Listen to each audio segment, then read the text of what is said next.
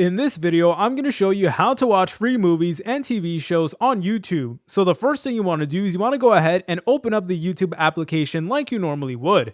Then you want to go ahead and then press on the icon that says you, like so. And basically, if you have the YouTube Premium subscription and then you scroll down, you should notice that you will get an option that says your premium benefits. Again, I like to clarify that this will only work if you do have YouTube Premium. Unfortunately, YouTube kind of makes it difficult in order to watch movies. So yeah, at the moment, like one of the best ways is by using YouTube Premium, or you can go ahead and purchase movies, just regularly. But yeah, one good way to watch free movies is just by getting the YouTube Premium subscription. And then with that subscription, you will get access to a bunch of movies and TV shows. And then all you want to do from here is you want to go ahead and press on this option that says your movies and TVs, like so. And then you want to go ahead and press on the tab that says free.